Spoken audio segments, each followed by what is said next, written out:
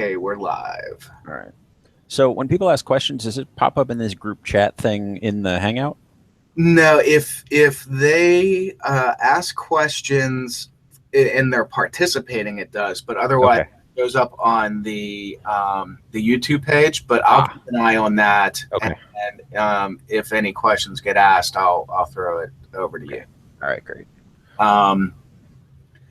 We'll have to see how many participants we get tonight because I mean it's been a while since we've been on the air, and and we'll see how many people. But it looks like there's a bunch of people joining. So for those of you who are joining via the YouTube page, it's right at the top of the hour. We'll go ahead as usual and start in a few minutes. But welcome to everybody. I know it's been a while since we've been on the air, so thanks for joining. All right. And as far as all the technical stuff, you've done this enough times. You're good, right? Yeah, I should be all right. All right, cool. And so we'll just give it like maybe 2 more minutes and we'll go ahead and get started. Sure.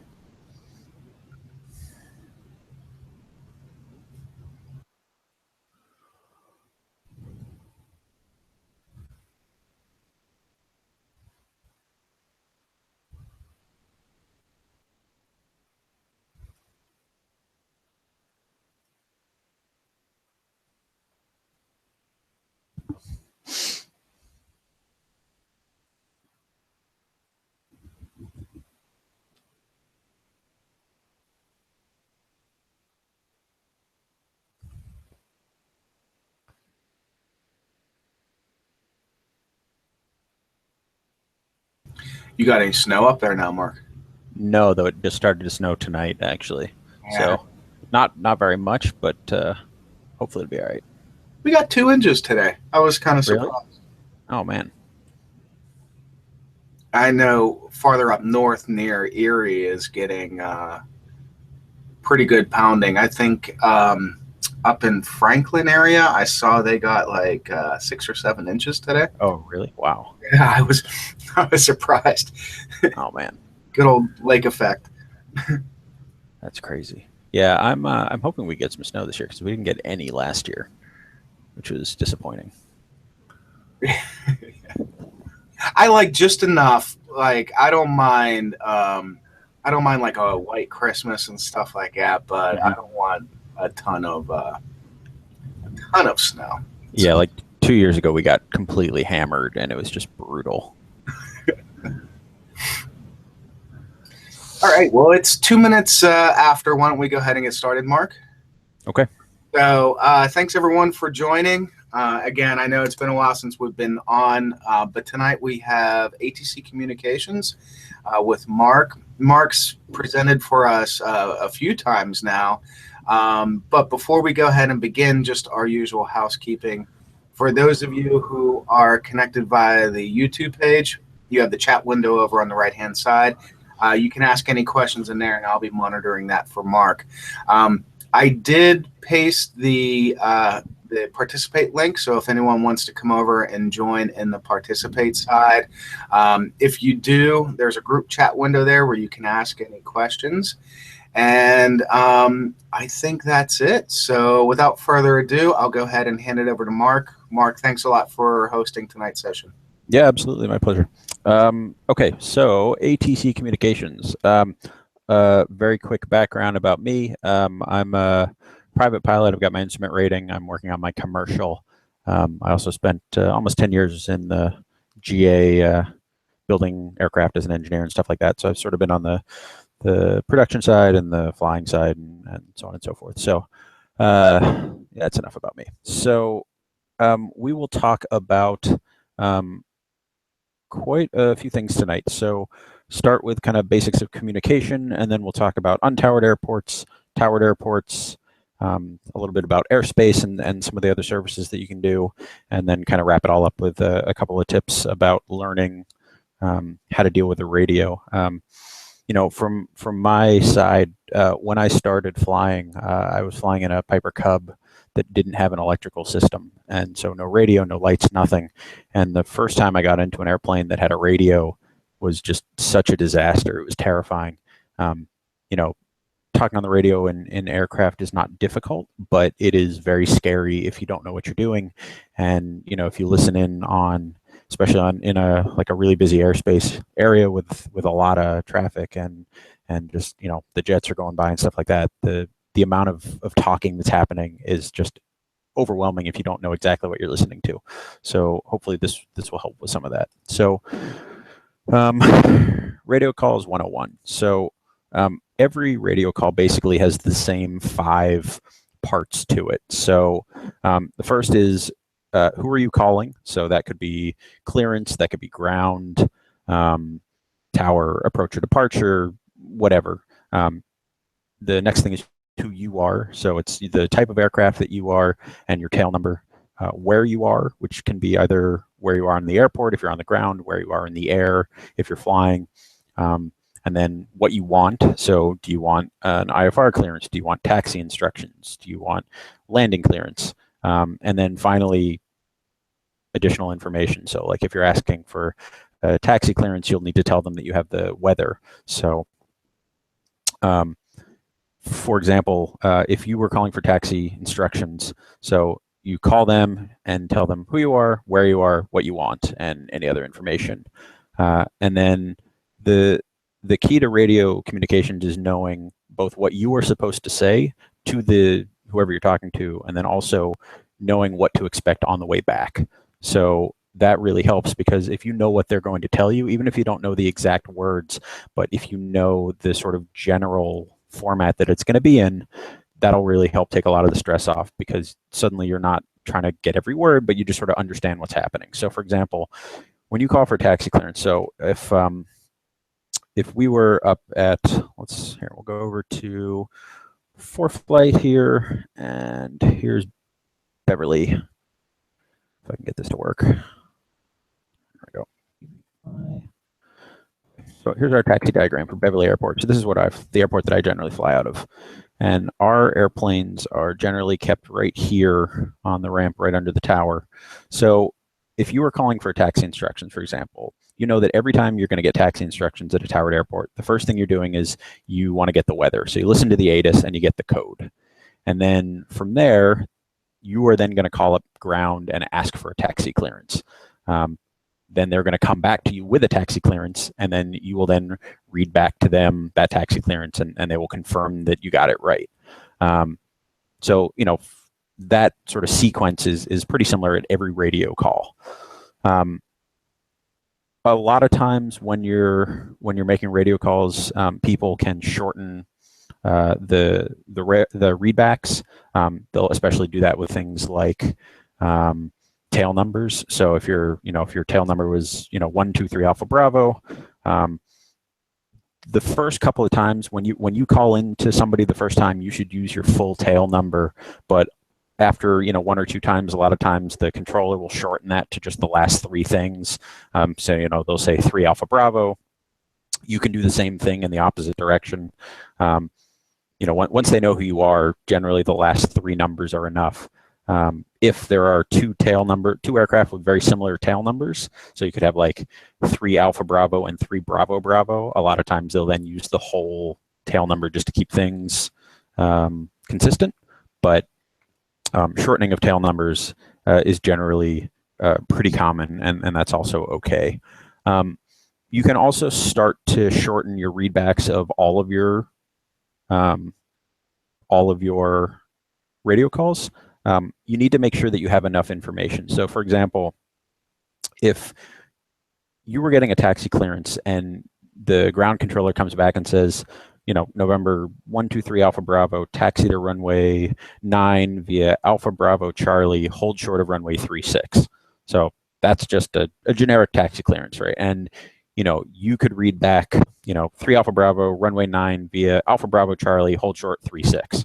So you've given them all of the information back that you need, but you haven't used every single word, and that's okay. But you couldn't say something like taxi to 9, hold short 36. That's not enough information that they know that you've gotten all of the details.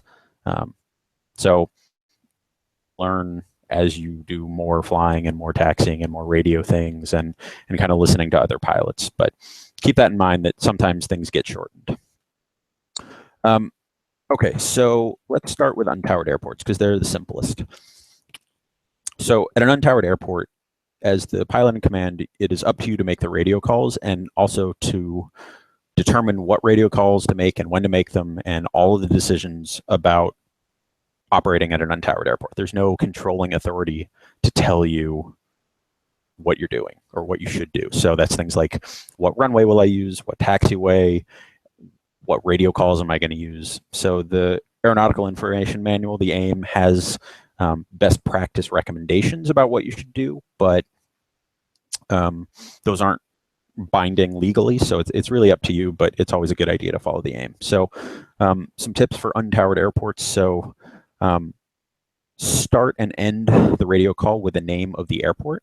The common traffic frequency, the CTAF, at untowered airports a lot of times can be the same at multiple airports. So up in New England, a lot of the airports have 122.8 as a CTAF. That's generally pretty common. So when you're on the ground, you can't hear anybody else. But if you're flying in that area, you'll hear CTAF transmissions from 4 or 5 or 6 different airports in like a 40 or 50 mile radius. So if you only heard the tail end of a transmission, you may not know what airport that's coming from unless the pilot says the airport name at the end of the transmission as well. So that's a really good thing that you should do. So and I'll have some examples in a minute. So one other thing, you'll hear a lot of times that a pilot will be flying around and say something like, "Any traffic, please advise." Don't do that. That's lazy.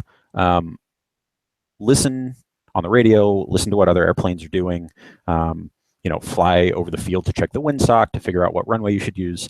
Just saying like "any traffic, please advise" is just you being, as a pilot, too lazy to figure out what you should do on your own. So it's not uncommon. You'll hear it constantly, but try not to do it. All right.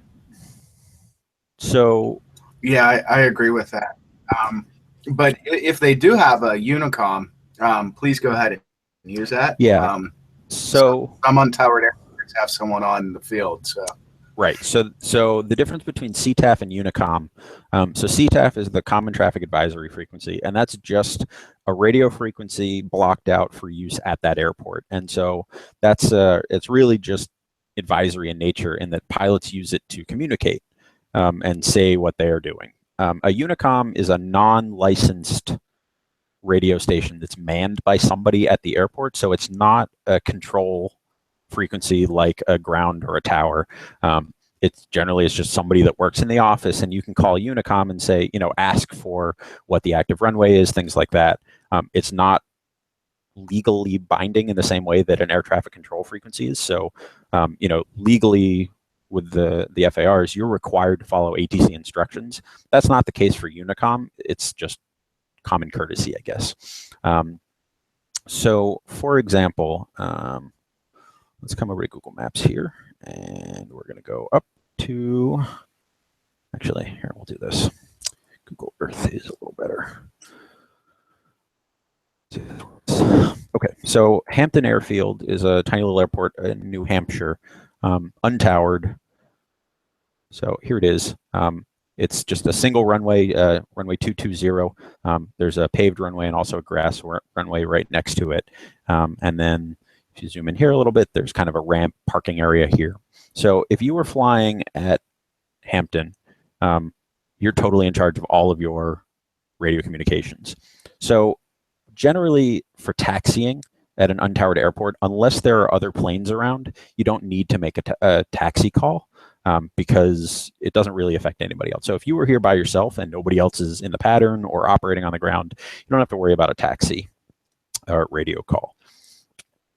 If there are other airplanes, you should make that radio call just because it's helpful for other airplanes for situational awareness. So, untowered airfields, you don't have to make any radio calls at all. And there are plenty of airplanes that don't, and some airplanes that don't even have radios. So at untowered airports, radio calls are optional, but very good practice.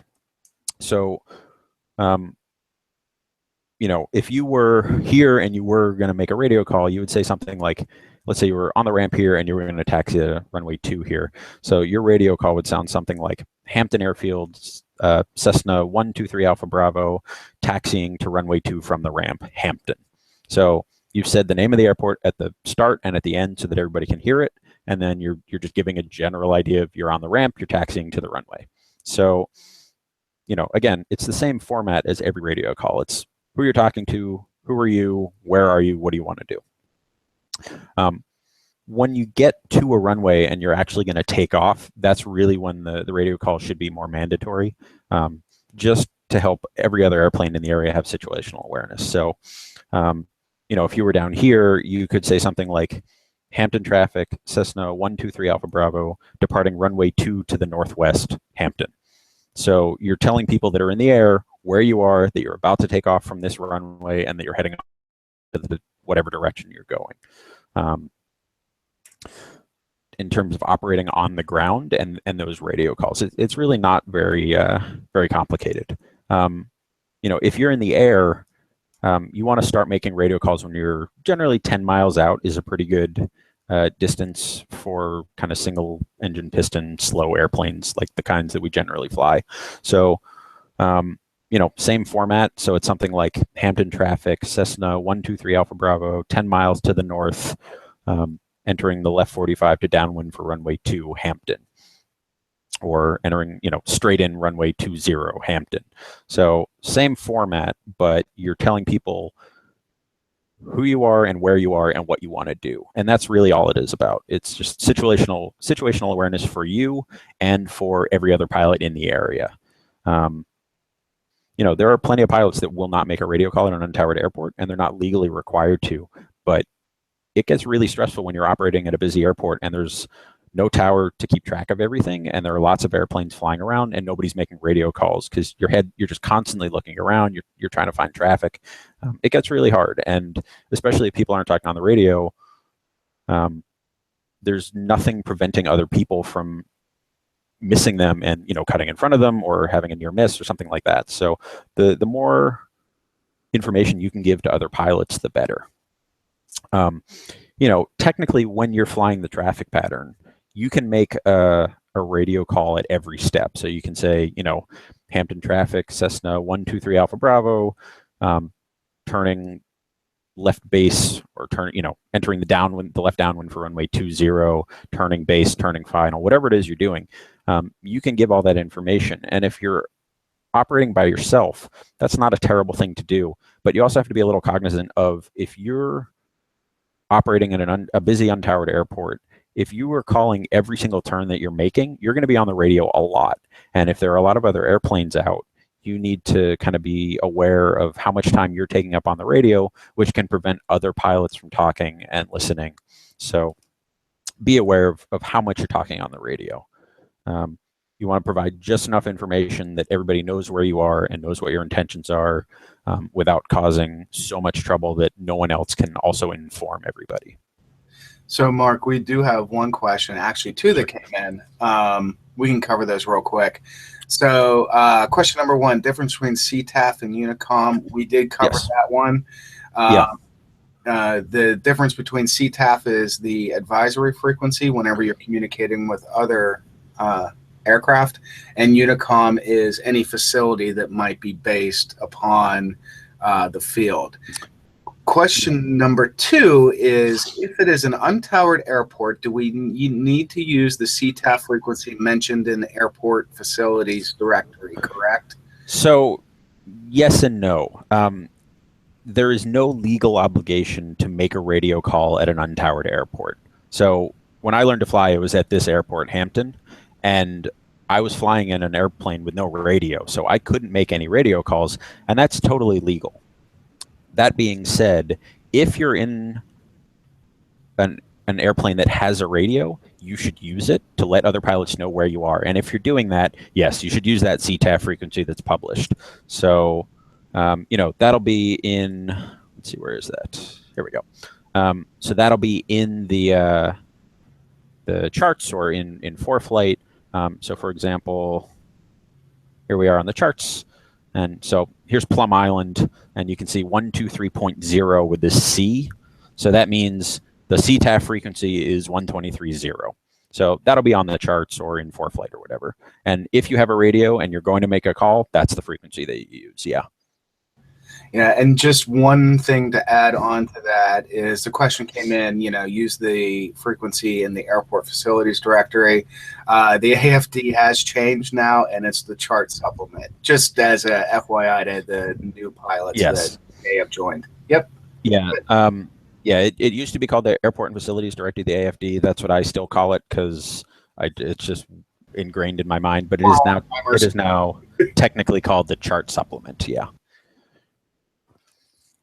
And those are available on online at the FAA website. But you can also, like, if you have ForeFlight or something like that, you can also generally see them in ForeFlight. You can like pull up the page and stuff like that as well. Okay. All right. So next, let's see, where was I? Yeah. So I think that's kind of it for Untowered Airports. Any other questions about Untowered Airports? Doesn't look like anything's coming in, although I am noticing a pretty good delay. So if anything pops up, I'll let you know, Mark. Okay, great. Okay, so towered airports. So there are sort of two types of towered airports that you can really think about. So there's class Charlie and Delta airports, which are sort of smaller but still towered, and then there are class Bravo airports, which are the really busy airports like Logan and LAX and JFK, LaGuardia, stuff like that. So starting with Charlie and Delta airports. So when you're on the ground at a Charlie or a Delta airport, all of these airports will have a weather broadcast of some sort. So you can see up here at Manchester, I don't know if everybody can see this. I can maybe zoom in. Nope, doesn't work. Well, a little small, but it looks legible. All right, so this is from Beverly. So Beverly's a class Delta airport. So you can see there's this ATIS frequency, automated terminal information system, I think it is. So this is a weather broadcast. It's broadcast on a loop, and at every towered airport, you need to get the weather. That's the first thing you do. And a lot of untowered airports will have it's called an ASOS, an automated weather observation, where it's not actually a person. It's just basically a computer, basically like a creepy computer voice that will just read the current weather on a loop. The ATIS broadcasts are usually going to be a person in the tower cab somewhere, and they have a computer screen that has all the weather, and then they'll just read it off. And kind of once an hour, that'll get updated, and they give a code. So, basically it'll start and end with that code. So at Beverly, you hear something like, Beverly Airport, information alpha, and there's a sort of standard set of information that you'll always get. So you'll get what the winds are, what the temperature and the dew point are, what the ceiling is. You'll get runway information for what runway is being used at the airport. So it's really important that you have that information, because that's sort of the up to the moment or up to the hour, really, but close enough current weather at that airport. So first thing you're going to do at a towered airport, check the weather. So you call up, you get this ATIS frequency, you listen to it, write that down. That's really important. Having all of that information is good because you will probably forget it. So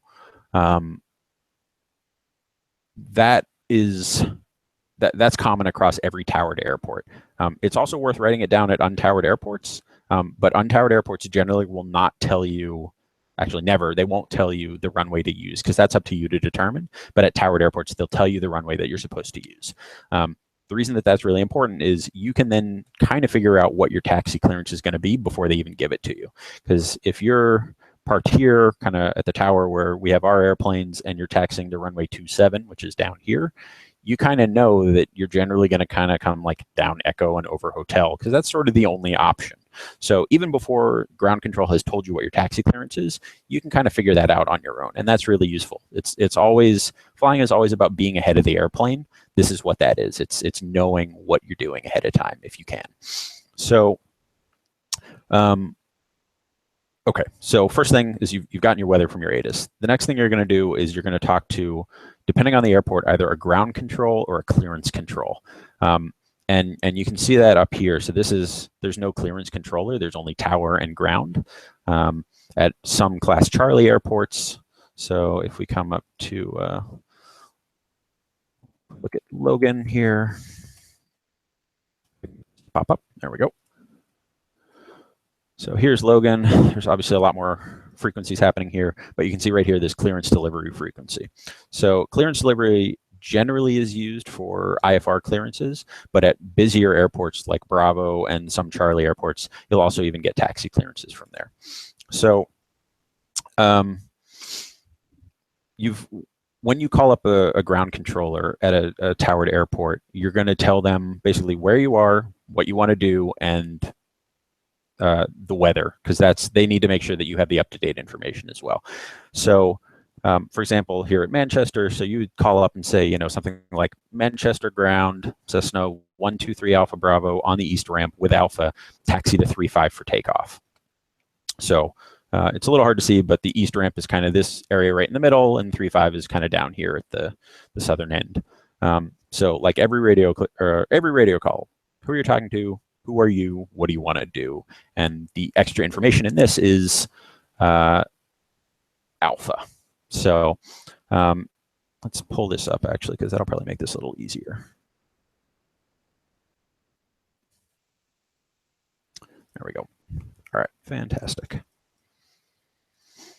Okay, so, you know, and looking at this taxi diagram, you know that if you're here on the east ramp and you have to come down to 35, which is all the way down here, you're either gonna come down hotel, you're gonna cross here somewhere, and then kind of come down to this end here, right?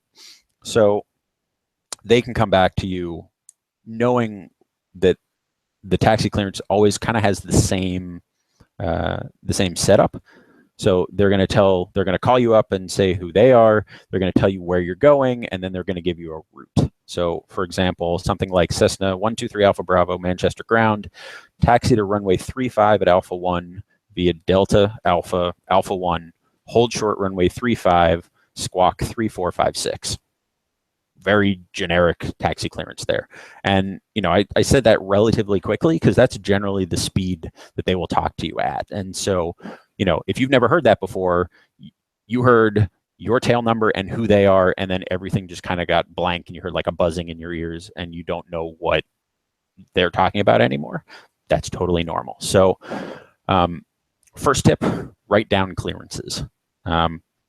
And as you hear more and more, it'll get easier to write them down, and you come up with some shorthand as well. So, you know, if they tell you to taxi via Delta Alpha, don't write down Delta and Alpha, write D and A. So shorthand like that will help you immensely as well. But, you know, when you look at that, let's see. So knowing, again, ahead of time what you're supposed to do will really help. So I think I actually made up that taxi clearance from the east ramp. So ignore that. Let's assume we're at the terminal because it'd be Delta Alpha. So, all right, we'll change that a little. So if you're taxiing Delta Alpha, Alpha 1, right? So that would be Delta's right here, then Alpha comes down here, and then Alpha 1 is right here. So that would be your taxi clearance. When you read that back, you need to let them know that you've heard all of those things because those are obviously really important. A special note about something like Alpha 1. So that means if you were given a clearance, taxi to runway 35 from Delta Alpha uniform, for example. So that's Delta Alpha all the way down and then uniform right here. That would be a full length takeoff. So you're supposed to take off from the end of the runway. When they say, when your clearance is runway 35 at Alpha 1, so the runway at something, that means it's an intersection departure, which is the intersection of whatever taxiway or runway they're telling you, and then the runway itself.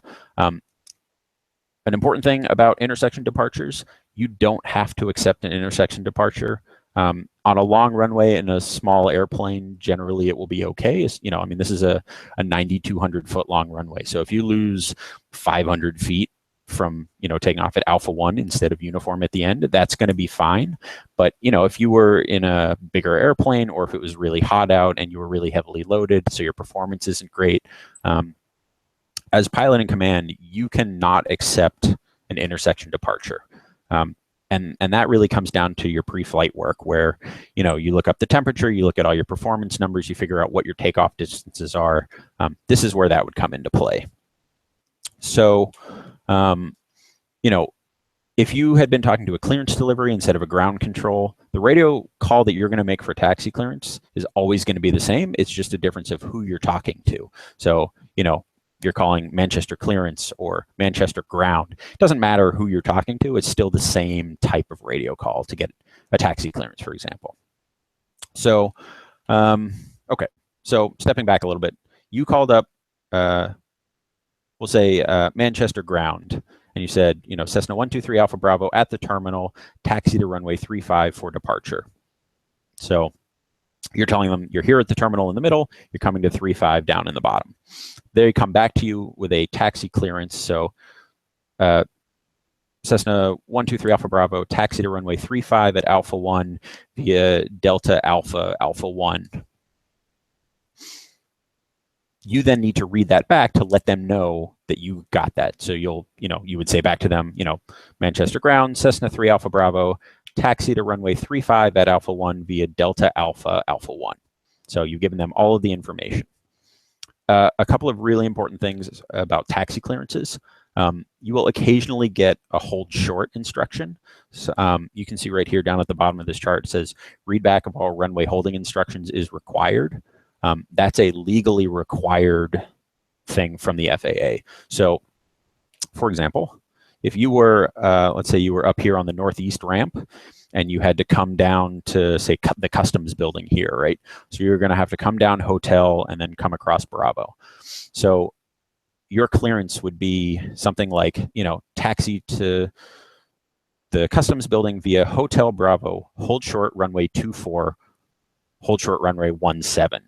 And they'll give you one at a time. So you would only hear hold short runway 24, but you need to tell them that you heard that. It's really, really important that you do not cross a runway without clearance. Not only because they'll yell at you and you'll get in trouble, but there have been some terrible accidents from people crossing, just ending up on the runways that they shouldn't have. So if you're given a hold short instruction, you have to read it back. And if you don't, they will yell at you. They will make sure that you confirm that you heard that and that you read it back. It has to be on their tapes in the tower that you heard that and that you read it back and that you acknowledged it. So really, really important about holding hold short instructions. So let's say that you were talking to clearance, you've read back your clearance. Something that'll be really common at a towered control airport is they will say something like contact ground point 9 or contact ground point 6. So what that means is that ground control frequencies are not always, but very commonly 121 point something. So you can see here at Manchester, ground control is 121.9. So a lot of times, whoever you're talking to, if you're switching to a ground frequency, they'll tell you contact ground point 9. What that means is that the 121 is implied, and it's just point whatever they tell you. So if they say contact ground point 6, it's 121.6. Ground point 9, 121.9. Does that make sense, everybody? Yep. And actually, a question came in before we stray too far. So the question is, in the case that you gave, if they say hold short runway 17, can I cross 24? So if there is no hold short instruction, you are allowed to cross it. That being said, I would recommend being extra cautious about that. Runways there are planes moving fast. It's sometimes hard to tell. Before you cross any runway, if you have not specifically been given a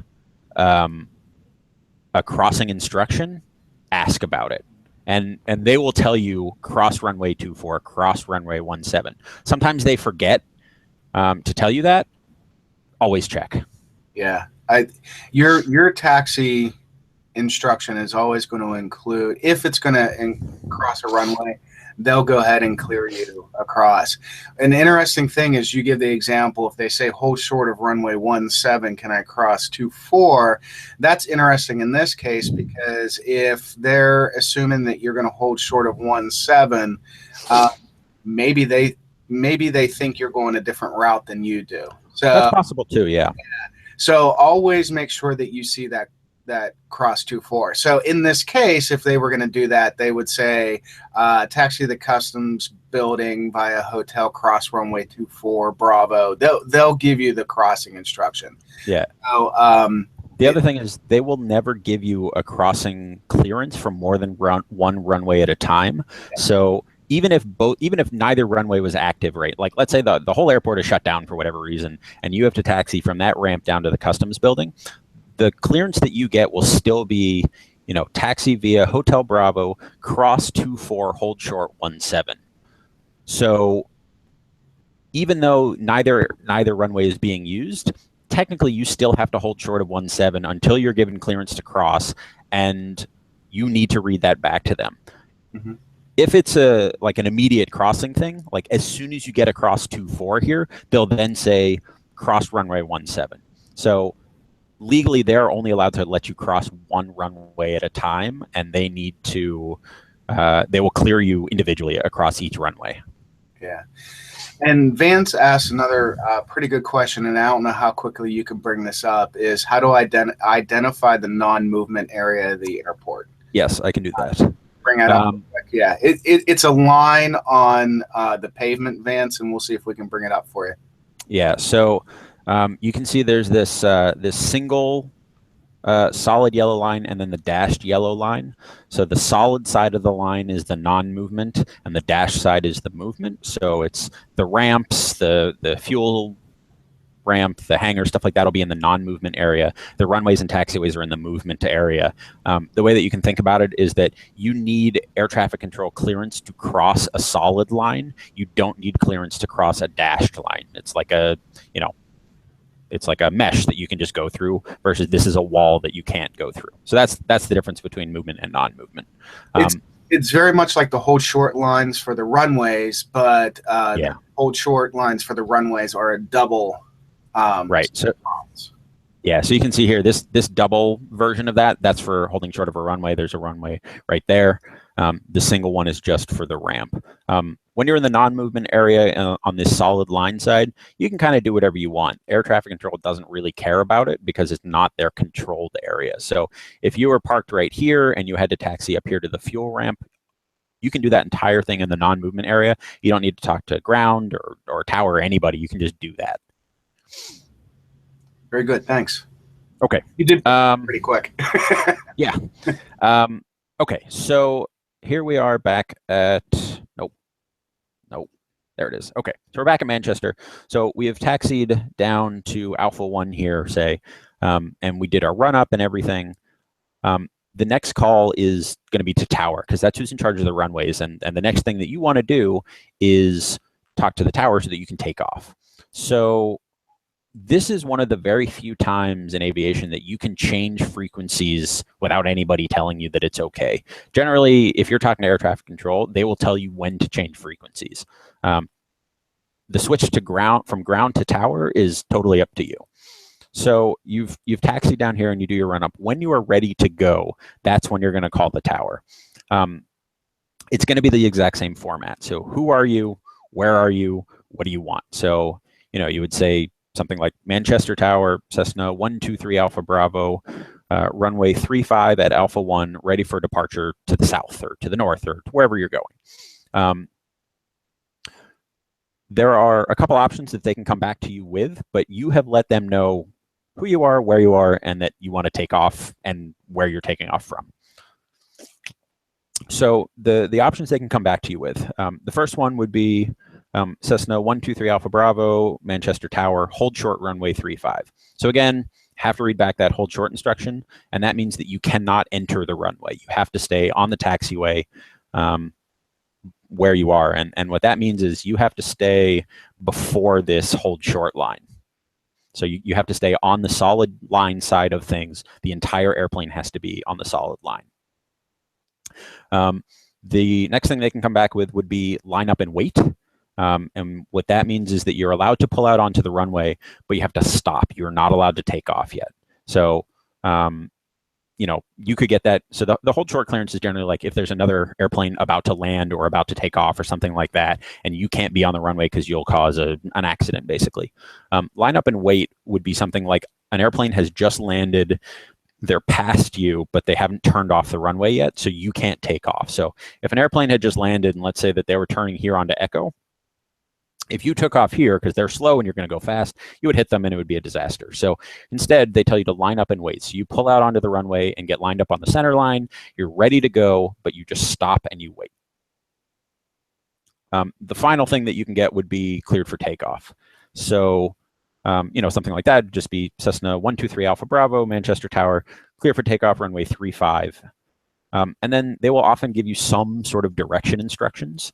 So you can get something like proceed on course, which basically means you can do whatever you want to do, your turn whichever way you want to go. They can give you a specific direction to turn. So they can say left turn out approved or right turn out approved, which means you need to turn in that direction. And that'll happen a lot of times when, you know, if there's a traffic pattern with lots of other airplanes. So if everybody was to the left of the airport, they're going to want you to turn to the right so you don't interfere with that traffic pattern. They can also say things like on departure, fly runway heading, which means there's other traffic, and they can give you vectors around traffic. That happens a little bit less frequently with VFR traffic. It'll happen more with IFR traffic. But those are basically the options that you have for a takeoff clearance. If you're out, so that's kind of it for taxiing and leaving a Class Charlie or Delta airport. Does that make sense? Yeah, the only thing that I would add, just as a hint for everybody, is you used a very good example. So if you are at an intersection, so you're at Alpha 1 there, make sure whenever you call tower, you let them know that you are at Alpha 1, especially, and it happens more in IFR traffic when visibility is really poor. You want to make sure that they understand that you're at Alpha 1 and not at the full length. Yeah. And even on a totally clear VFR day, so if you look at, here's Logan. So Logan is a really big airport, and the tower is somewhere over here, but the ground controller may not actually even be in the tower. A lot of these really big airports have remote control facilities where the cab is not even on the airport, or there's no sight lines or whatever. So, you know, the controller may not be able to see where you are, so letting them know exactly where you are for an intersection or taxiway or whatever is really important so that they can keep track of where everybody is. So, okay, so that's taxi and ground and takeoff clearances. If you were flying along and you want to go to a Class Charlie or Delta airport, you need to get cleared into their airspace. So for a Charlie and Delta airspace, what you need is it's just radio contact. Two-way radio contact is all you need. And what that means is that the controller has to say your tail number. So basically, you can think of the airspace as basically being like a wall. And as soon as they say your tail number, the wall is dropped and you are allowed into their airspace. The only caveat to that is if they say your tail number and then tell you to stay outside of their airspace, you cannot enter. You have to follow ATC instructions. So if they say something like, you know, Cessna 123 Alpha Bravo, you know, turn left, not cleared to enter the Class Charlie airspace. Maybe there's traffic, whatever. You cannot enter their airspace. One thing is that sometimes if they're really busy, they can say something like Cessna 123 Alpha Bravo, wait 1. Technically, you have met the letter of the law in that you have started two-way radio contact with that tower or whoever it is that you're talking to. For a Charlie and a Delta, it's almost always a tower controller. If they say wait 1 and they're really busy, I would not touch that with a 10-foot pole. You are legally allowed in their airspace, but you shouldn't go in there until they can really devote some attention to you, because you want to make sure that they know where you are and that there isn't any other traffic and stuff like that. So keep that in mind. For the tower, generally that is who you're going to be calling for a Charlie and a Delta. So it's just the same frequency. So for example, Beverly is a class Delta. So, when you're outside of their airspace and you want to enter, you're going to call it Beverly Tower on 125.2. If you're going into Boston, Bravo airspace is much more complicated and much busier, and we'll talk about it in a bit. But for that, you talk to an approach controller. So that's not on here. That would be on the chart. So for example, for Boston, it's 124.4, which I just know because I fly in this airspace a lot. But Class Bravo, you're talking to an approach controller because it's a much bigger space. Class Charlie and Delta airspace is going to be a lot smaller, so you're talking to the tower controller.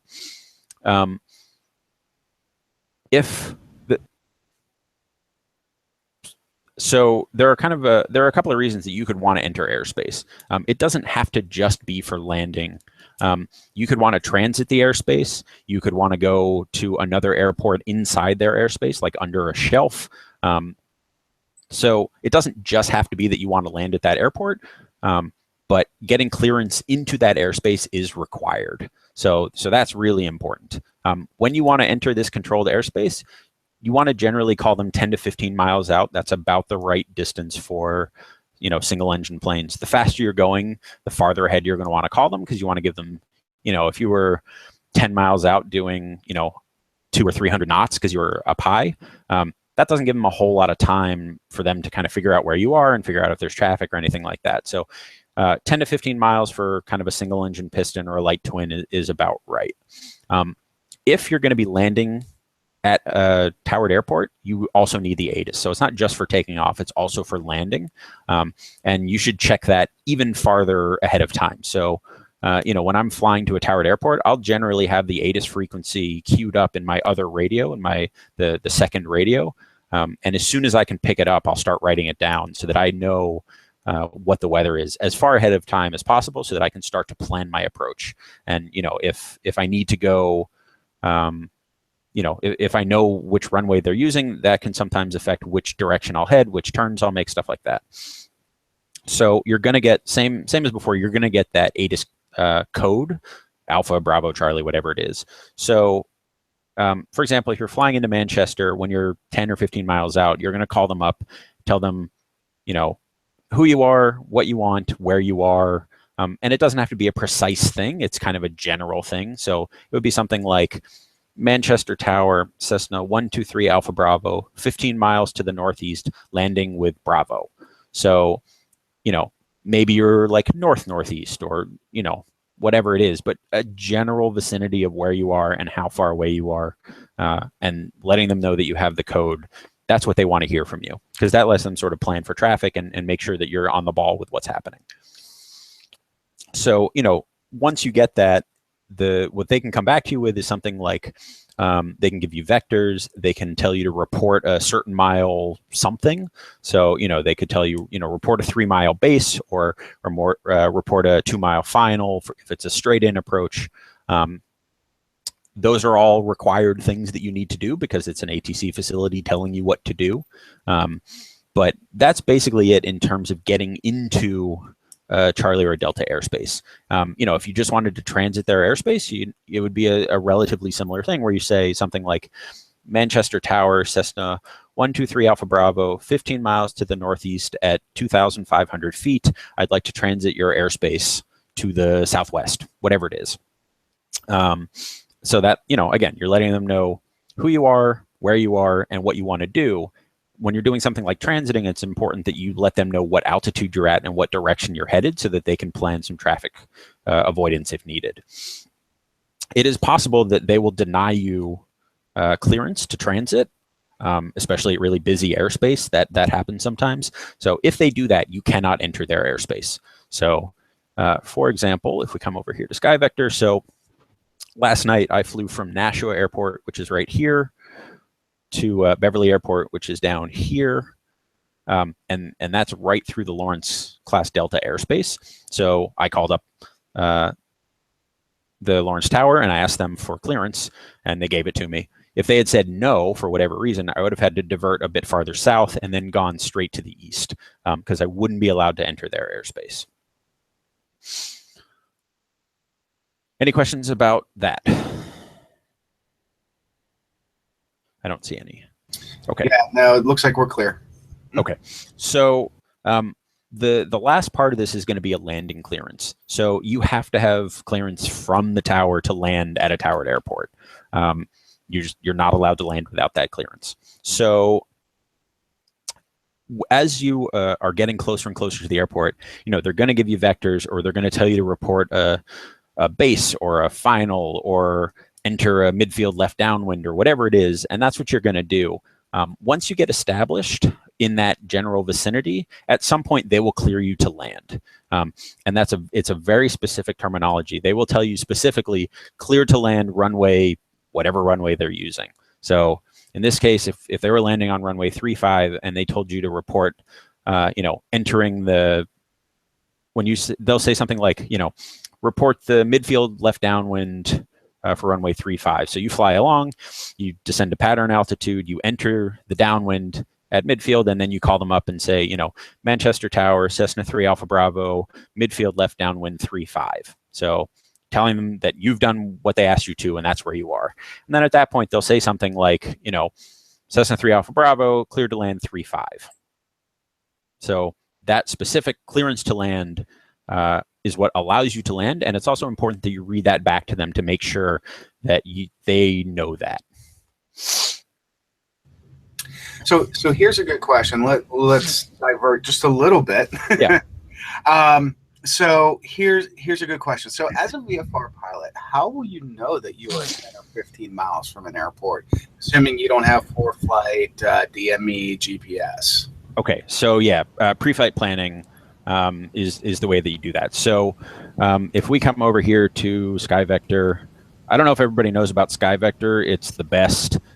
Just skyvector.com. It has all of the charts. It has VFR charts. It has IFR charts. And it has something. There's this world VFR, which is literally they stitched all of the sectionals together into one continuous map. But also there's like the specific normal like VFR paper charts. So for example, here's the New York chart, the paper chart. So here's the border. And if you zoom out a little bit, you can see like here's the normal legend and all the frequencies that you would get on a regular paper chart that you would buy. So that's amazing. You should all know about SkyVector. So when you're doing your pre-flight planning, what was taught to me at least is that, you basically draw a line between the two airports that you're flying to, and then kind of every 10 or 15 miles or something like that, you tick off like a cross line, and that gives you some distance references.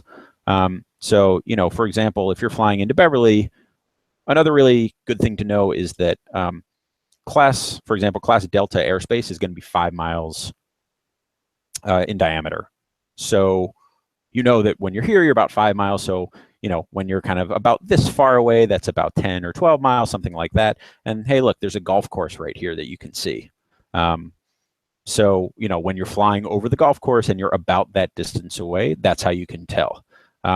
It's admittedly pretty rare these days that you'll find an airplane that doesn't have DME or GPS or something like that. But if you were in a situation where literally all you have is a paper chart, yeah, it comes down to flight planning ahead of time and just knowing roughly where you are. That's all about pilotage and dead reckoning, is knowing exactly where you are on yes. the map, and yes. familiarization with the area is always. Yeah. Right. Okay, I see some other questions. questions. There's a couple other questions. So what could be the reason that tower do not allow you in the airspace?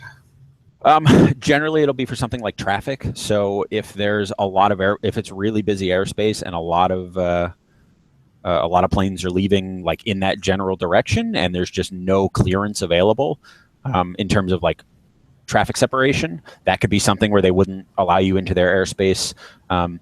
There could be other things happening, like there could be a pop-up TFR or any number of reasons, really. Or it's rare.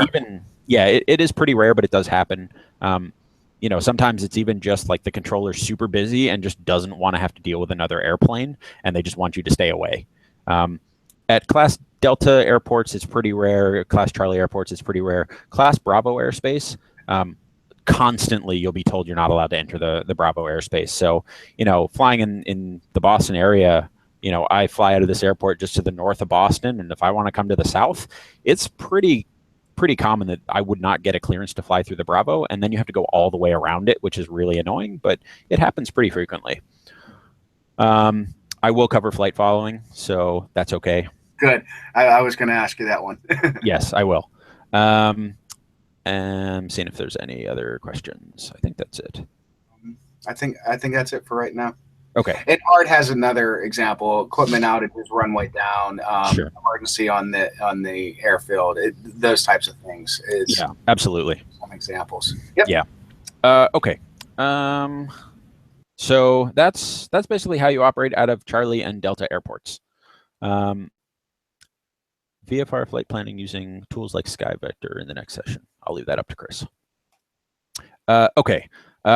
Class B airports are significantly more complicated. So a couple things to know about Bravo airports. So Class Bravo airspace is reserved for the busiest airports in the country. So these are the major commercial airports like Logan, like LAX, JFK. There aren't really any, not really, there are no small non-busy Class Bravo airports. They just don't exist. As a private pilot, you're allowed to fly in and out of Class Bravo airports. So I've flown into Logan just as a private pilot. It's terrifying sometimes because there's lots of big iron flying around, but you are allowed to do it, and you shouldn't be intimidated to do it. The one thing I will warn you about is that a lot of these big Class B airports have really huge landing fees, like hundreds of dollars, which is awful. But a lot of times on off hours, so like if you can go in really early Sunday morning, or if you could go in at night or something like that when they're not busy, a lot of times they'll waive the landing fee, and you can call the tower on the phone and ask them about it and see if you can work something out. And sometimes they'll just be, they'll be cool with letting you in. A lot of air traffic controllers are pilots themselves, so they understand what it's like to be a private pilot. So if you have the opportunity to go into a Bravo airport, I would highly recommend it, just because it's kind of interesting and it's a very different world. Flying into Logan, we were flying on a parallel runway where we were on the left runway, and on the right runway, they were landing 747s, and they were 1,000 feet away. That's kind of cool. So, okay. Let's go to, all right, so here we are. This is Logan. So Class Bravo airports will always have a clearance delivery frequency. Buzzwords like TRACON. Okay, so TRACON is a center controller. So the different kinds of sort of controllers are that there's the tower controller, which has sort of the immediate airspace. There's the approach departure controller, which has slightly larger airspaces at lower altitudes. And then when you get up into higher altitudes, you'll generally be talking to a center controller. That's TRACON.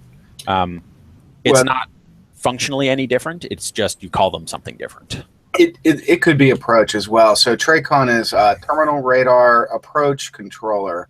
So some examples: New York has a TRACON, Boston has a TRACON, Pittsburgh has a TRACON, believe it or not.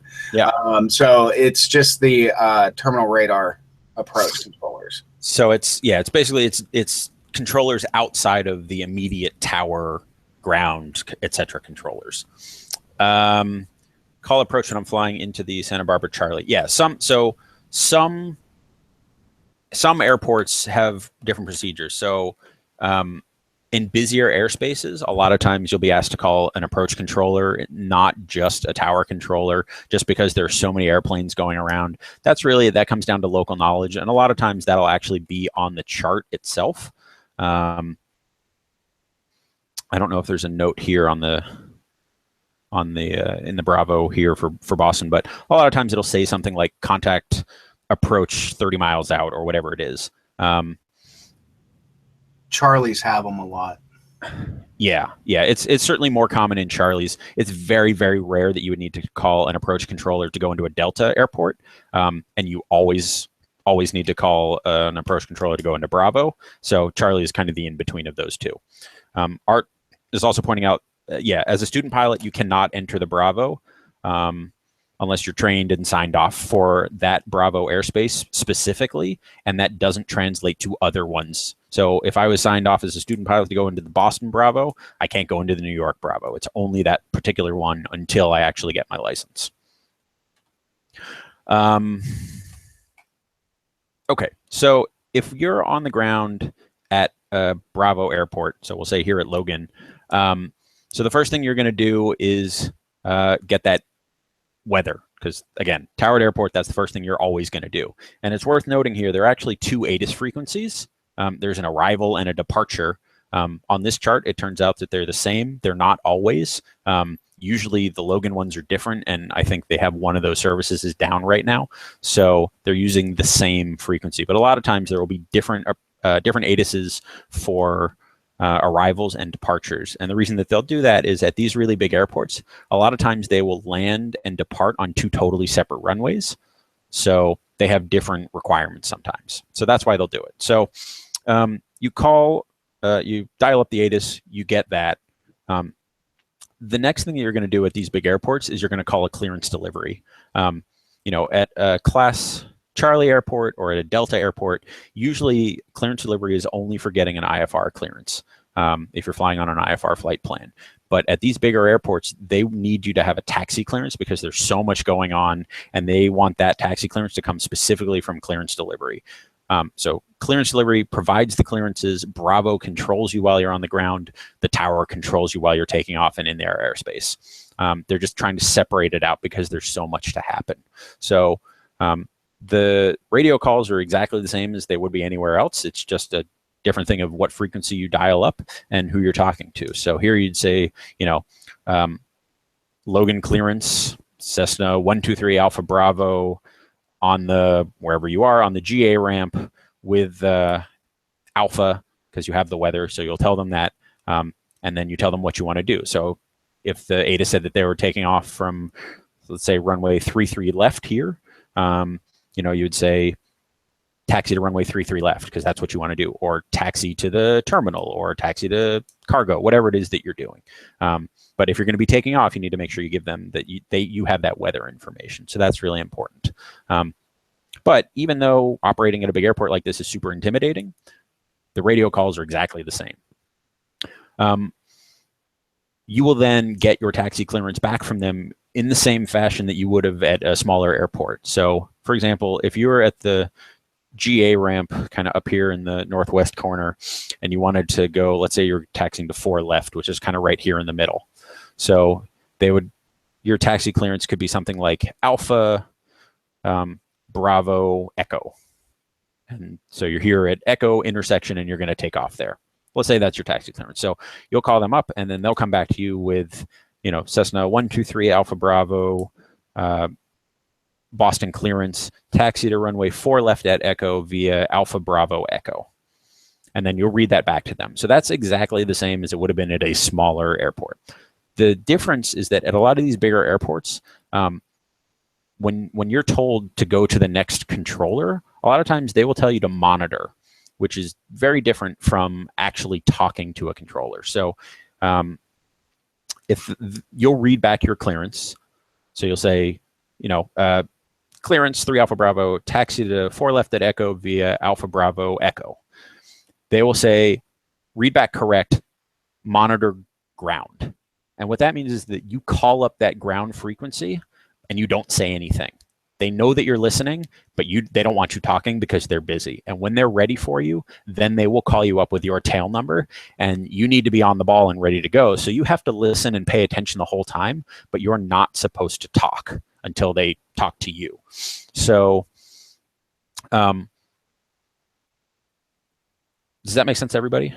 The monitor versus actually calling everything up? That's important. Yeah, I don't see anything coming in. Again, the delay.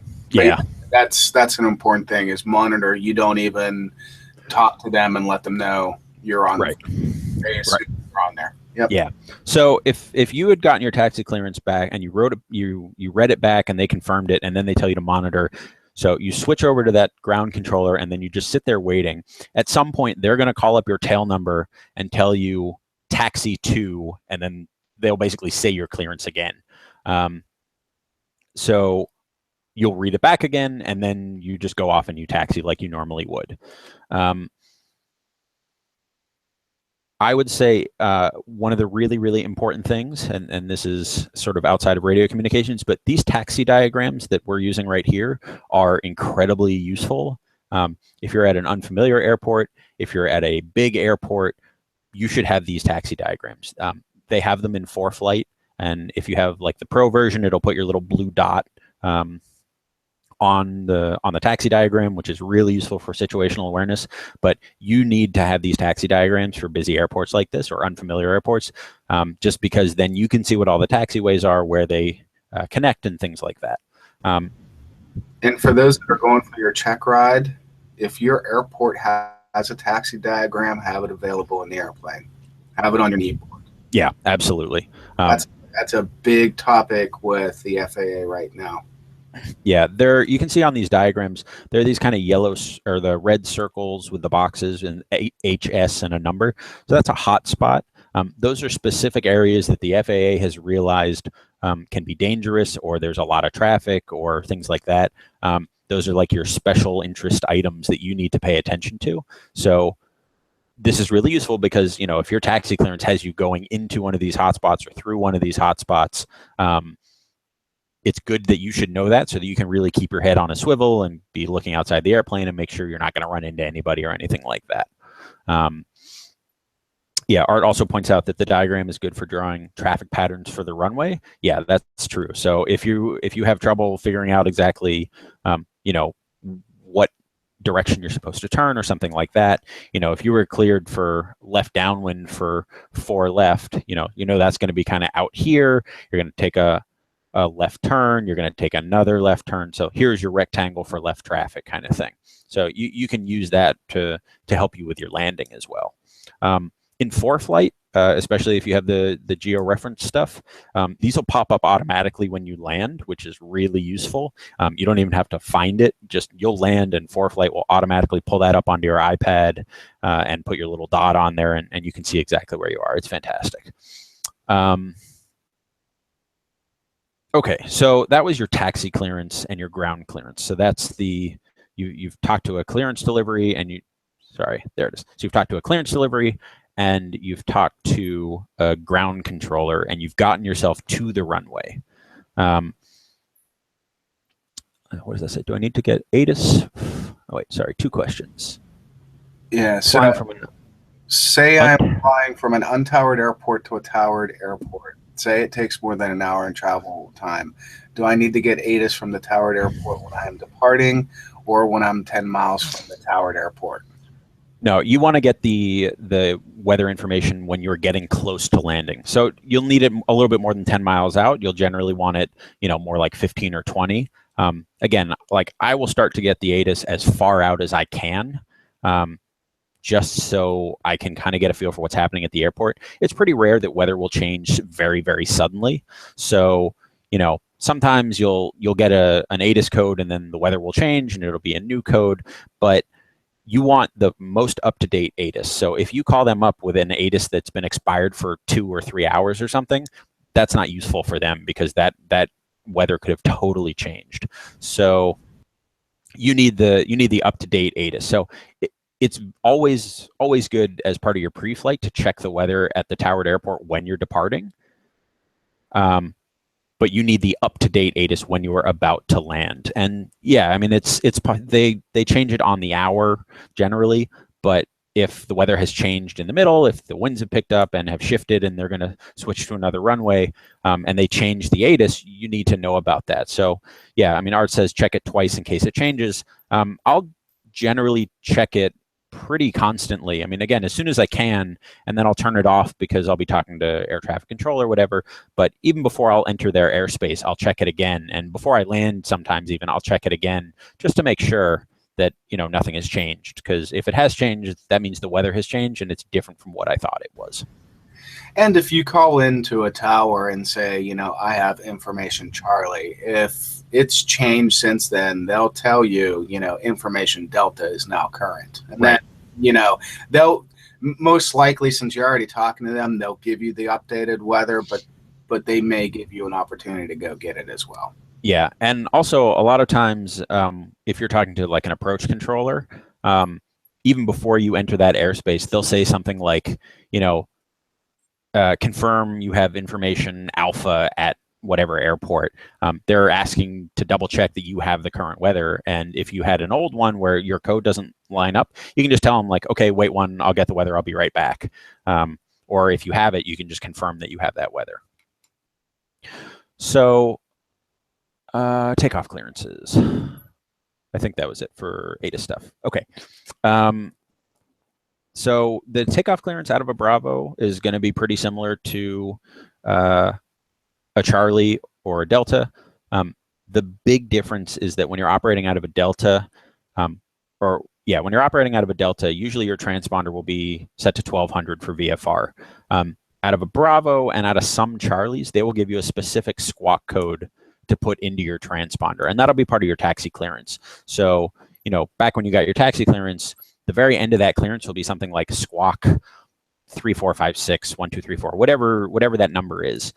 There are a couple of reasons for that. So first, a lot of these really big airports have basically a radar system on the ground, and they'll use your transponder to track you while you're taxiing, and that's how they can keep track of all of these different airplanes when they're taxiing around. Because again, sometimes the controllers can't see the whole airport, or they're not even on the airport, so that allows them to keep track of all of the airplanes. When you take off, that code then lets them track you with their radar through their airspace. You know, again, Bravo airspace and to a lesser extent Charlie airspace is really busy. So if they have a lot of airplanes coming and going, and there's going to be lots of other airplanes flying around, having that squawk code lets them see exactly where you are. Flight following also gives you a squawk code. Yeah, Art's right. And we'll talk a bit more about flight following in a little bit, but you will also get a specific squawk code for flight following. So that would be another time that you would put that into your transponder as well. When you get a squawk code for an airport like this, it's really important that you set your transponder to broadcast as soon as you get it, even while you're taxiing. A lot of newer transponders are set up where they'll stay in standby on the ground, and then as soon as you take off, they'll turn on to altitude reporting. You need to make sure that your transponder is on when you're taxiing on the ground at one of these big airports so that they can keep track of you. And you can see there's this in the bottom corner here, it says ADS-DEX in use. Operate transponders with altitude reporting mode and ADS-B enabled on all taxiways and runways. So that just means you need to turn your transponder on even while you're taxiing, not just when you're flying. And actually now, I can't remember what the directive number is, but at most airports, you should be operating with your transponders on altitude now anyways. Yeah, it helps them keep track of where you are. Well, for all airports. Yeah. And that's part of the ADS-B rollout. So. Right. Yeah. Okay. So takeoff clearances, again, exactly the same, where they'll clear you to take off, or they'll tell you to hold short, or they'll tell you to line up and wait. They will generally give you vectors out of Class Bravo just because there are so many airplanes going in and out. So don't be surprised if your takeoff clearance out of the Bravo will say something like, you know, cleared for takeoff, fly runway heading until 3,000 feet, then turn left to 060, whatever. Just be prepared to have air traffic control basically tell you exactly what to do. Truthfully, it helps because you can do less thinking and more just kind of looking outside of the airplane and looking for traffic and you know, seeing what's happening outside of the airplane and keeping your head out. In terms of landing clearances and Class Bravo airspace. So for Class Bravo airspace, it's unique in that you need specific clearance to enter the Class Bravo. So two-way radio contact does not cut it. You specifically need to hear the words cleared into the Bravo from air traffic control. If you don't hear that, you are not allowed in. And busting the Bravo is pretty serious. That's really important. I really can't overstress that. You need specific clearance. They have to tell you you are cleared into the Bravo. So, that's whether you're transiting or if you want to land there. You can see here, there are a couple of these Class Delta airports under the Bravo shelf. And they're not necessarily super high, so Beverly here, the Bravo comes down to 3,000 feet. So you have to be below 3,000 feet to not be in the Bravo, which is really not that high. So if you want to enter the Bravo for anything, you have to have specific clearance. You are welcome to go under the shelf because then you're not technically in the Bravo. So, in this kind of outer chunk right here, if you're below 4,000 feet or above 7,000 feet, you're not in the Bravo. So that's totally fine. But going through the Bravo, you have to have your clearance. And again, you'll get that from an approach controller. So there's generally, I think there's a note, I'm not sure where it is, but there'll be something like, it may actually be on the IFR low charts, but it'll be something like contact Boston approach within 30 miles on 1244 or 12505, whatever it is. So you'll need to call them up ahead of time and specifically ask for clearance. If you're going to be going into the Bravo airspace, they will generally give you a squawk code. So, you'll report like, Boston approach, Cessna 123 Alpha Bravo, 25 miles to the north. I'd like to transit your airspace or landing Boston with Bravo, whatever. And then they'll say, Cessna 123 Alpha Bravo, Boston approach, squawk 3456 and ident. So you want to put the squawk code in your transponder, press the ident button. It'll flash on their radar screen so that they can see where you are and figure out not only where you are, but whether or not they want to let you into their airspace.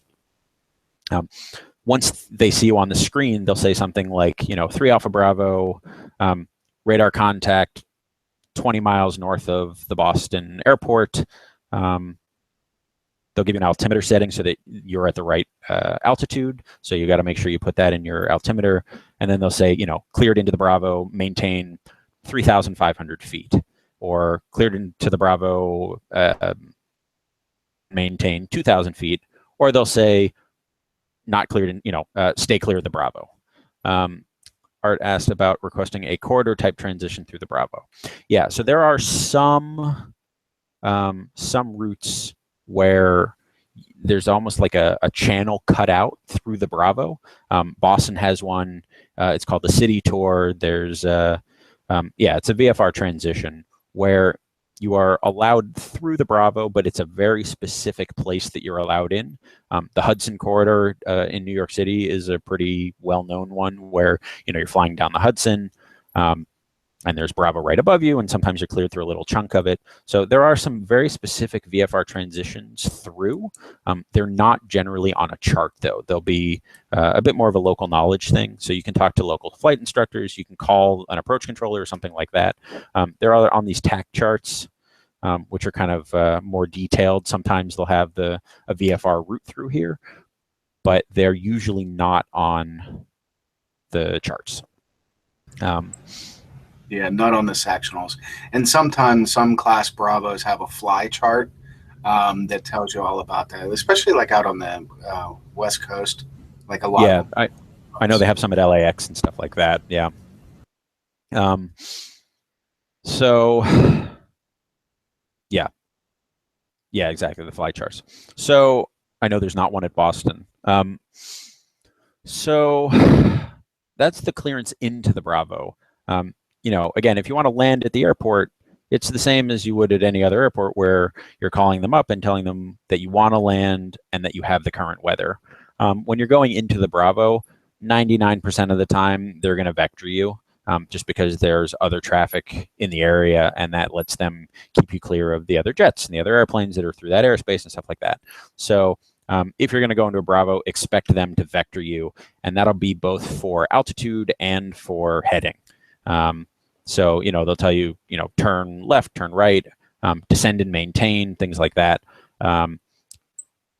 Altitude restrictions are really, really important, always from ATC, but especially in the Bravo, just because there are so many airplanes coming in and out, and, especially the jets can climb so much faster than you can that, if you're not at the altitude that they think you're supposed to be, they can end up where you are, or they're trying to overtake you. So, making sure that you have good altitude control is really important when they give you an altitude clearance. Actually getting a landing clearance in a Bravo is really going to be exactly the same. They're going to say, they're going to vector you around, and eventually they're going to say, Cessna 3 Alpha Bravo, Logan Tower, clear to land, runway 4 left. Something of note, when you're getting into these really big airports that have parallel runways, make sure you land on the correct runway. If you get on the wrong runway, that's really, really, really bad. So, for example, when I was going into Logan a little while ago, so we were landing on 4 left, and the big jets were landing on 4 right. So, and we were landing simultaneously. So, I was on short final on 4 left, and there was a 747 on short final on 4 right. And if I had ended up on 4 right, I was going to get run over by a 747 because that's the runway that they were on, and I wasn't supposed to be there. So parallel runways, it's really important because, again, they're parallel, so they look very similar. The number is the same. Make sure the left or the right or the center, make sure that's the correct one. If you have any questions about that, make sure you ask the tower controller. So if they clear you for 4 left and you think it's 4 left and you can't remember if it's 4 left or 4 right, make sure you ask. Vance asked about good altitude control. So as part of your check ride, the examiner is going to tell you, or just as part of what you have to do in the PTS, it's, you have to control your altitude within 100 feet. That would be good altitude control. If you can be within 50 feet or 20 feet, that's better. So, if you're told to maintain 2,500, you should be between, realistically, if you can be between 2,450 and 2,550, that's great. Nobody expects you to be exactly at 2,500 because sometimes your altimeter is a little bit off, or you hit some turbulence, whatever like that. So that they understand. But if you're cleared for 2,500 feet and you're actually at 3,000 feet, that's not okay. So, as you go up in your rating, so as you go from your private to your commercial to your ATP, the sort of how tightly you need to control that altitude gets tighter and tighter and tighter.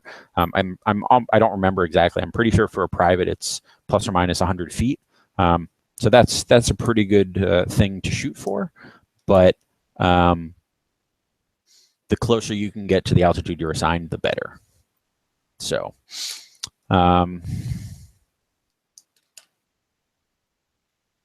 Okay, so that's landing clearances in the Bravo. Any questions about the Bravo or operating in the Bravo or through the Bravo or anything like that? Doesn't look like I'm checking to make sure that we covered everything, okay. And it looks like we have so far. So okay, yeah. Again, the Bravo airports are pretty intimidating, but I would recommend, especially if you can go in with an instructor. Do it. It's absolutely worthwhile. It's really cool to be flying in next to the jets and landing at a busy airport. It really makes you feel like a real pilot. So if you have the opportunity, I would totally do it. Okay, so we talked a little bit about transitions with class, just to cover it again briefly, with class Charlie and Delta. Generally, you're talking to the tower. Sometimes it'll be an approach controller. With Bravo, you're going to be talking to an approach or departure controller. The one thing that is important to know is, if I can see if this will come back up. So if you look here at Lawrence Airport, which is right here, so their airspace is up to 2,700 or 2,600 feet. And you can see that because that's in this little box right here.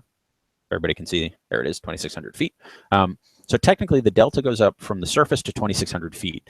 But if you look at this little note to the left here, it says aircraft requesting to transit the Lawrence class Delta airspace at or above 2,500 MSL, contact Boston approach on 124.4.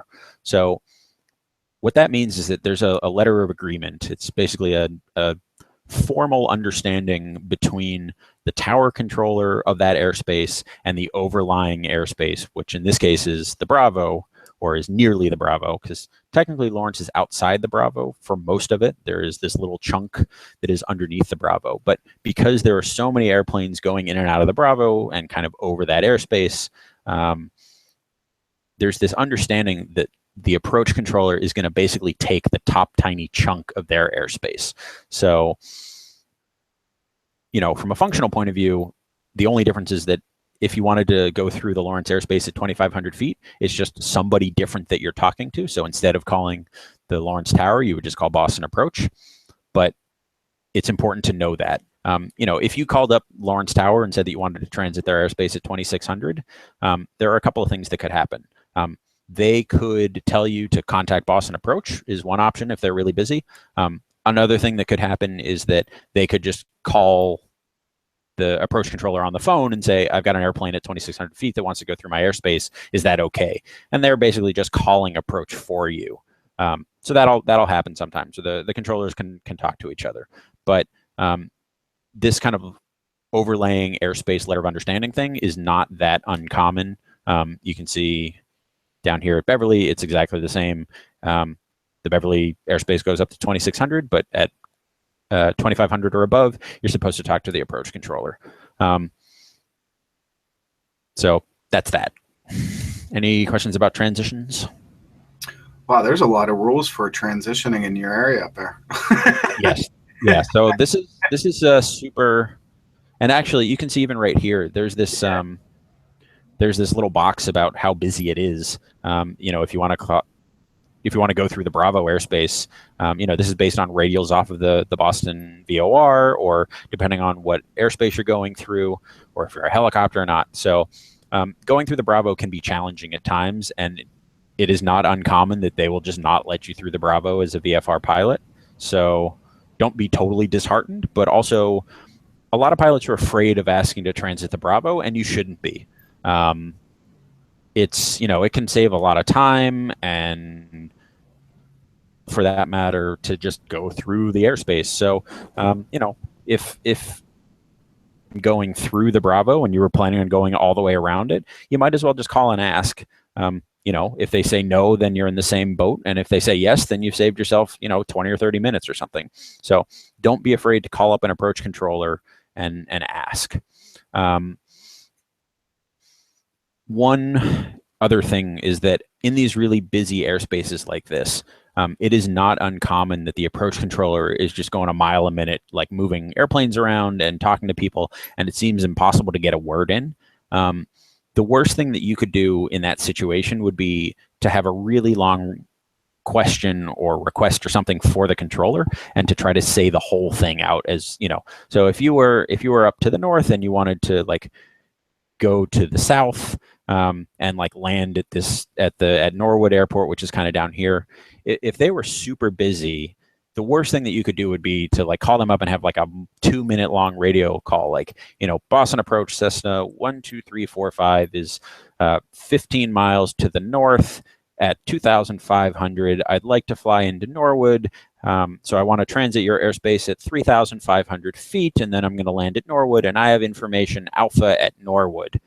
That's terrible because they're really busy. They're trying to move jets around. They don't have time for that. So if you call up a controller, and this doesn't have to be an approach controller, this can be anybody. If they sound really busy, when they have a really brief break, call them up with your tail number and say, I have a request.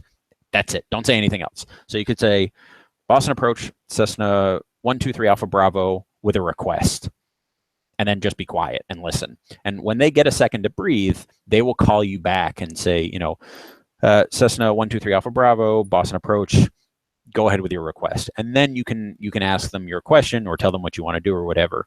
But trying to just cram in this really long question when they're super busy is just going to frustrate them. If, for example, you wanted to transit their airspace and they're really busy, if you ask them that whole long question and you take up a whole bunch of their time and you've made it difficult for them to move other airplanes around and stuff like that, I guarantee they're going to tell you no. They won't let you in their airspace because they don't want to deal with you. If you're polite about it and you give them some time to breathe and things like that, your chances will go up. So helpful hint there.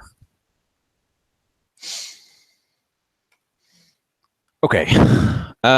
Flight following. So we talked about this before. So flight following is a VFR service that air traffic control can provide at their option, and that's important, where they will provide you with traffic advisories. And what that means is that you will be on their radar. They will give you a specific squawk code to put in your transponder so that they can follow you around, and they will let you know about other traffic in your area as best they can. So what that means is IFR aircraft, they'll be tracking other airplanes on flight following, they'll be tracking. They will occasionally get they'll get other VFR traffic, though they won't definitely know what their altitude is or where they're going or stuff like that. But it's just a way for air traffic control to help you out. If you're flying in really busy airspace, like here, I would totally recommend using flight following if you can. And you're going to get flight following from an approach controller generally if you're in the air, but you can also set it up on the ground, and you would do that with either clearance delivery or ground, depending on who you're talking to when you're getting your initial taxi clearances. So flight following is optional, which means that if the controller is super busy, they don't have to give it to you, and they probably won't. But if they have some extra bandwidth and they can do it, they will generally work with you and do it.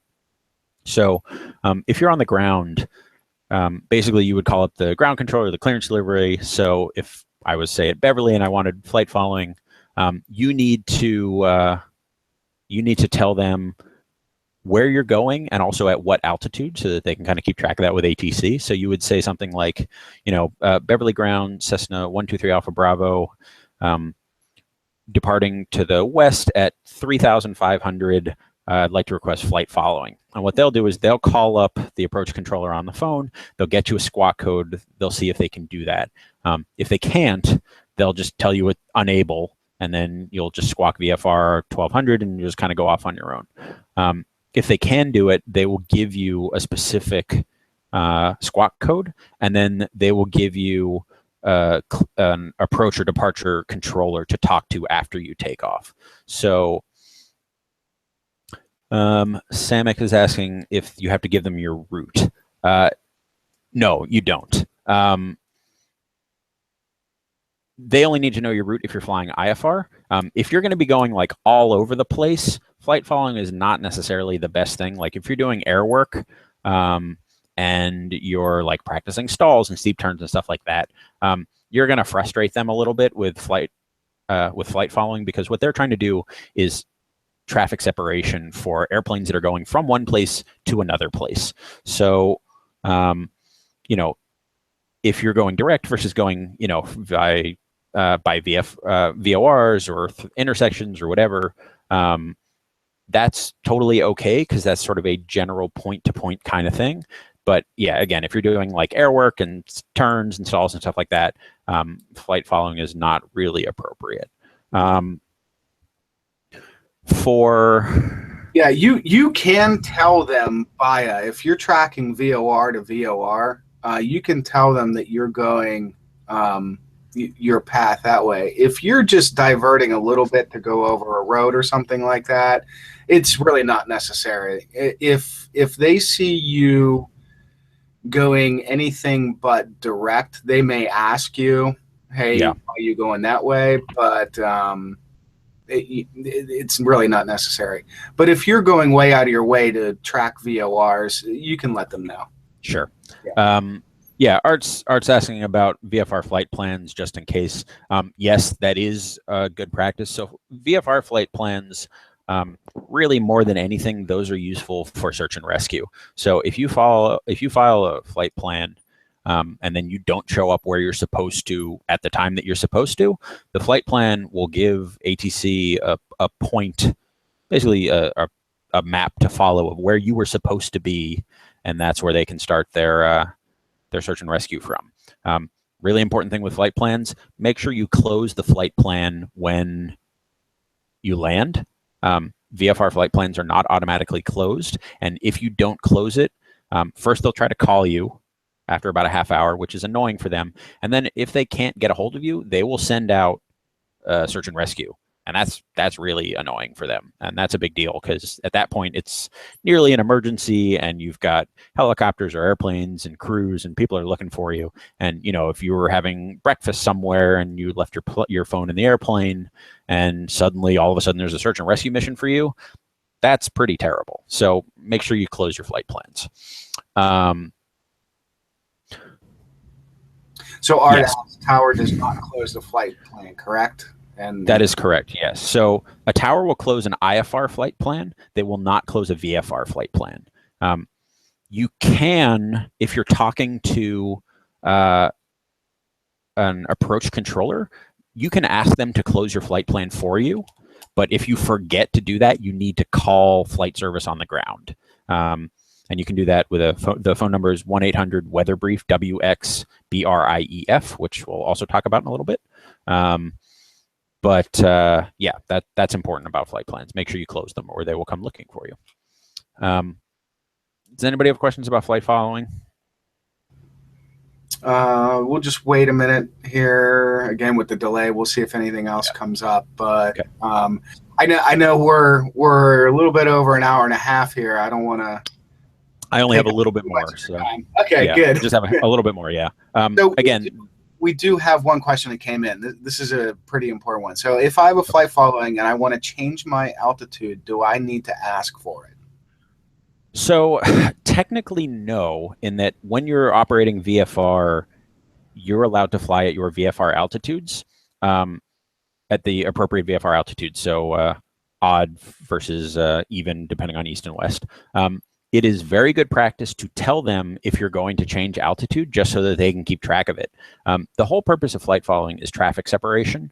It's legally required to provide traffic separation for airplanes on instrument flight plans. So if they're flying IFR, they are required to provide traffic separation. As a VFR pilot getting flight following, they're providing that service to you as a courtesy.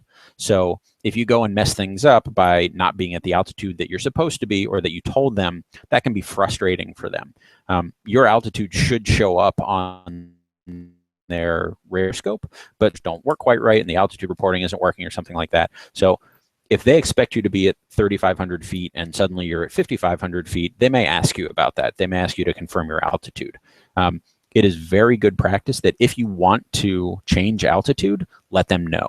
And again, because you're flying VFR, they are not giving you an altitude necessarily. They may, I mean, if there's a lot of traffic or something, they could tell you to fly a certain altitude. And at that point, you're required to because it's an ATC instruction. But if you just want to change altitude, so if you're flying at 3,500 feet and you want to go to 55 or something, you can just call them up and say, approach Cessna 3 Alpha Bravo, just to let you know, I'm going to climb to 5,500 feet. And they'll say, okay. So you're just giving them the courtesy of letting them know.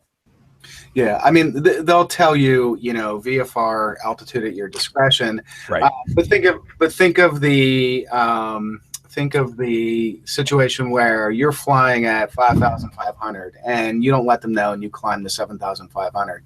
If he doesn't notice and he knows that there's another airplane at 7,500, he probably wouldn't necessarily give you that traffic alert, but now you're at the same altitude and that could be a problem. So right, exactly. So yeah, if you're going to change altitudes, it's worth letting them know. Yeah, and Samek also asked, can you give me a reference or a book so I can go learn more about flight following? I mean, honestly, the best reference is going to be a flight instructor. You can look it up on, Wikipedia or Google or something like that. But talking to a flight instructor is probably your best bet in terms of dealing with it. And when you're flying, the next time you do like a cross country or something with a flight instructor, if you haven't done it before, ask them if you can do some flight following. So that's worth doing. Yeah, absolutely. And I'm even thinking the AIM really doesn't have a lot of information on it. It's not a it's not a really in-depth service. The best thing to do is do one on your cross country. And you're doing a solo cross country, definitely get flight following. Yeah, the advantage to flight following is that you're in constant communication with an ATC facility. So if you have a problem, you're immediately talking to somebody. So, and that could be anything from like you get lost and you're not entirely sure where you are to you're having an actual, like your engine just died emergency kind of thing. So, the faster you can be in contact with somebody, if you have a problem, no matter how minor, the better.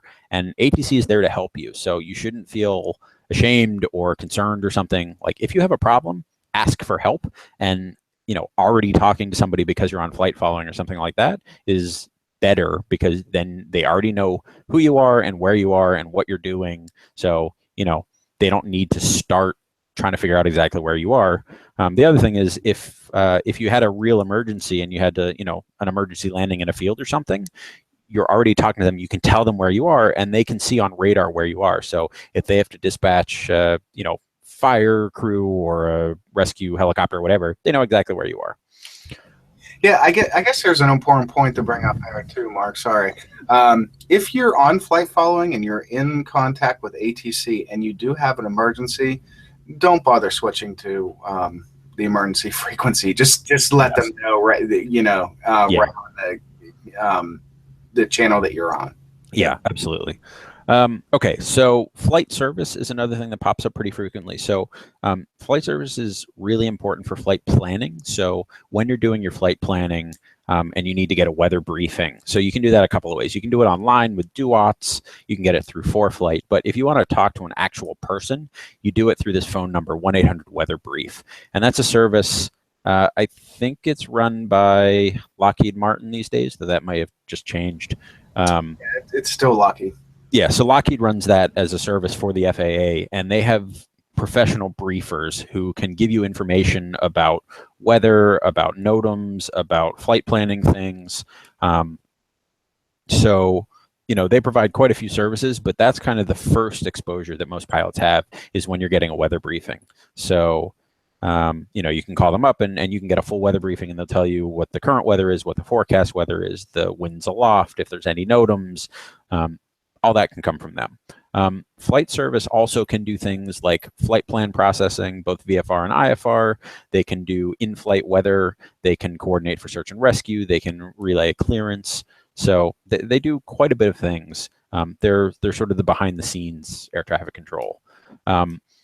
You can call them on a phone on 1-800-WEATHER-BRIEF. You can also contact them on the radio when you're in the air. So you can see here. So if we come, this is just on the chart. Like if you were in ForeFlight and you went into this, you can see, if you scroll down into your frequencies. So here's flight service. So flight service stations will cover a pretty big area. So for example, in New England up here, or at least in the Boston area, this is Bridgeport radio, even though Bridgeport isn't here. So flight service is called radio. There used to be a service called Flight Watch, which Sam is asking about. So there was flight service and Flight Watch. And Flight Watch was in-flight weather advisories. So you could call them up and get more up-to-date, kind of detailed forecasts. They actually shuttered that service about a year ago. So Flight Watch doesn't exist anymore, and they rolled those services into flight service.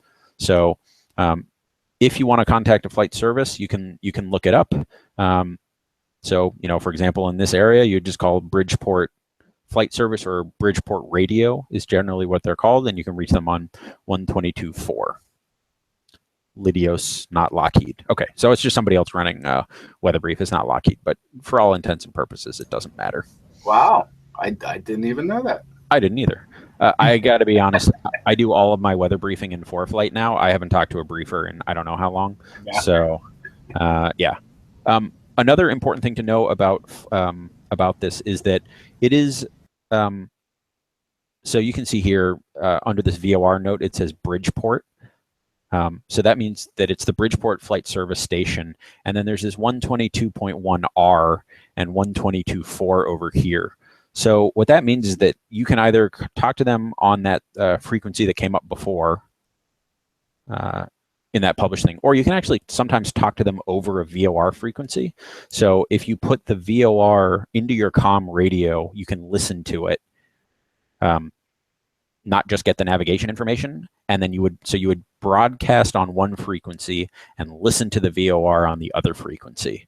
That's a little confusing, and we don't really have a ton of time at the moment, I know. So talk to your flight instructor about it. But it is possible to also contact them through a VOR, kind of receiving through the VOR and transmitting on a different frequency. So you'd listen on 122.7, like turn the squelch up, and reply to them on 122.1, or you could just talk to them on 122.4. So be aware that that sometimes happens.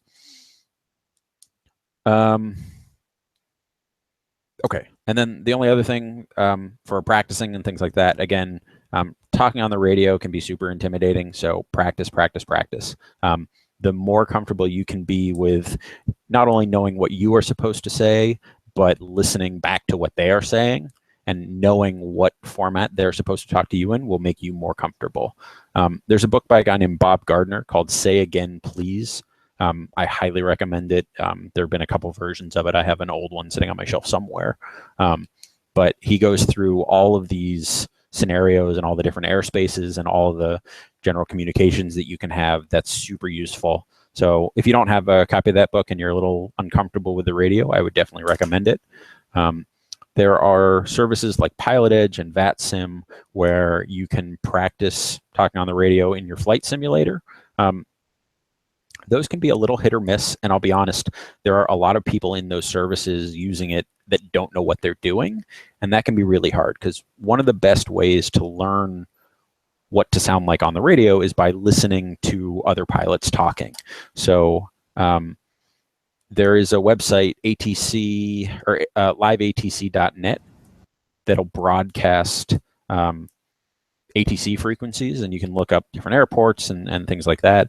And so you can listen to other pilots talking on the radio, which is useful. If you're trying to do it in a simulator, which is a very safe environment, it can reinforce good habits, but it's also really easy to get bad habits if you don't have an instructor there to help you out. And you'll listen to people that just don't know what they're doing, and you need to know the difference between who's saying things the right way and who's not so that you don't pick up bad habits. And then also there's I only used it very briefly just to play around with a little bit, but there's a piece of software called COM1 Radio Simulator that uses some like voice recognition technology on your computer where you can practice with kind of a virtual computer ATC. And that's also, if you're pretty nervous about it, that can also be a good way to do it. So, kind of chair flying and sitting in a chair at home and pretending, going through all of the different radio calls kind of in your head and, practicing calling up the ground controller to get a taxi clearance and thinking about what they're going to say and reading it back and practicing calling up an approach controller and asking for a clearance. That's a really good way to practice. So I would highly recommend that as well. And I think that's it. That's all I got. Yeah, no, that makes sense. So thanks a lot. Yeah, sorry that went a little bit over, I know. No, I think it was there's a lot of information. Much worth the time. Yeah, there's a lot of information on it, and there's a lot of different questions that you can ask. So I'll go ahead and let people put in any last questions that they may have, but I'll go back to a question that VMC asked a long time ago. Yeah. And it's kind of like a nice shameless plug too. So he asked, is there a way that we can cover VFR flight planning using SkyVector in the future? So the bad news is no, we don't have that on the schedule. The good news is, and my shameless plug is, if you go into our archives, either from the Private Pilot Study webpage or from our YouTube channel, we've covered VFR flight planning and also cross-country flying a few times. And I know, at least on the ones that I've done, SkyVector is used a lot during that. So you can use that. I'll give you a word of warning though. As awesome as SkyVector is, it's not an official flight planning software, right? Yeah, correct. And I have yet to see SkyVector steer me wrong, but it is not an official source of pre-flight planning. So that's the only caveat with that. But go check out the ones in the archive. If there's something that you'd like to see us cover in the future, please let us know and we can set that up. While we're talking about that, as we go towards the end of the year here and the holidays here in the US and everywhere else, we don't have anything else scheduled right now, but please check our website and our emails, and as soon as we get something scheduled for for the next session, we'll let everyone know. I don't imagine we'll have one before the end of the year, but that always changes. We always get requests for sessions and people who want to teach one. So I was very glad to get this one in before the holidays. So thanks a lot, Mark. And I don't see any more questions. Samick just says, thank you guys so much. You helped me a lot. That's what we're here for. And we're glad that everyone could participate. And I'm glad that everyone was able to hang out for the extra time. So once again, Mark, thank you very much. My pleasure. And if there's no other questions, we'll go ahead and close it out. So if we don't have a chance to talk again before the end of the year, have happy holidays to everybody. And we look forward to seeing you in 2017. Oh, Samick, yes, I will go ahead and post that. It is www.privatepilotstudy.com. And I'm typing it. There you go. And if you go to our website and you sign up for the newsletter, you'll get all of the emails. So with that, thank you, everyone, and have a good evening. Bye-bye.